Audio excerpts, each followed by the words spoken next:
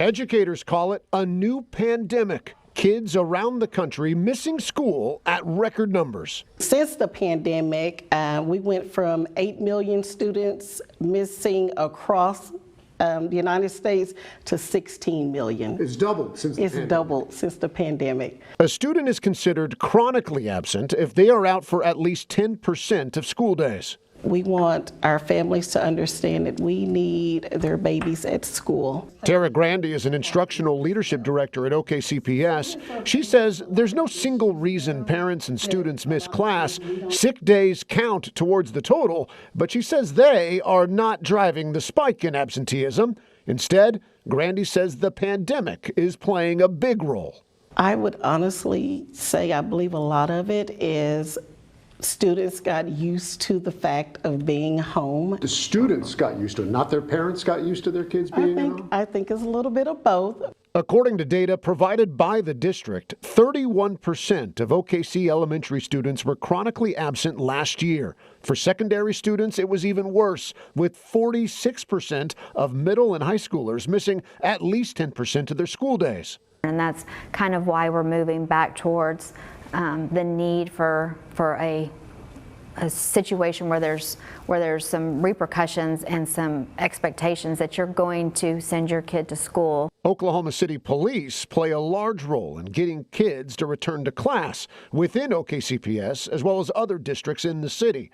Captain Michelle Henderson heads up the department's Community Relations Unit, which includes the YES Unit, Youth Empowerment Services. Before YES was created, OKC police say that they wrote, on average, around 200 truancy citations a year. The YES Unit changed that by focusing less on punishment and more on connecting families with the social services that would help the kids get to class. We have incredible people who are willing to go to the ends of the earth for these kids. Captain Henderson says last year they wrote less than 90 citations for truancy, and the year before that they wrote 0. But she says the spike in chronic absenteeism last year was so concerning that school districts asked them to start writing more citations this year. They expressed a frustration with, we've got to have something different. We've got to do something different. Some of these kids need something other than social services. Certainly, we're happy you're doing that, but that doesn't encompass all of the kids. And those tickets, Henderson says, are not just for parents. Truant students in middle school and high school can and will receive citations as well.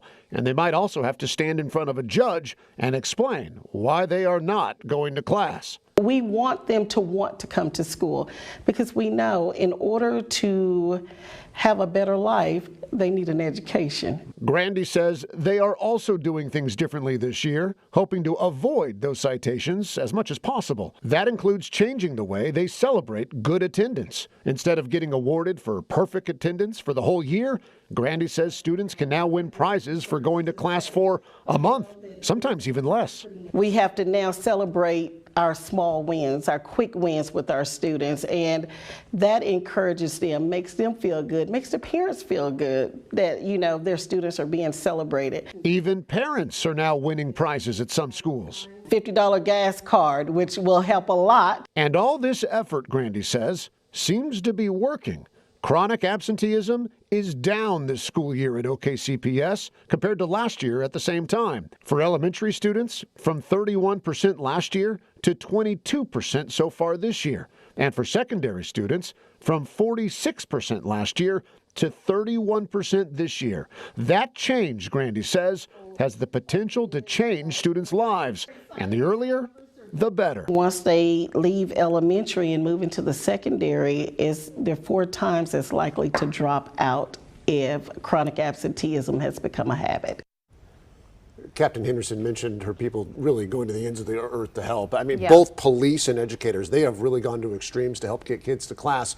There's really no one-size-fits-all solution here, but the lack of a working car is a common problem. So I was told of a principal who actually called in an Uber for a student, just to get that student to class repeatedly. One of the police officers on that YES squad actually secured a bus pass for a student without a working car, then got a mechanic to come and fix the student's car.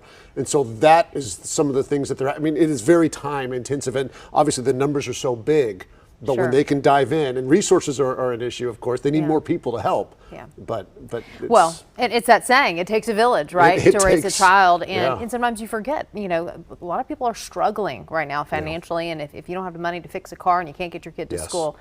But it is good to see that the numbers are improving right Yeah. now.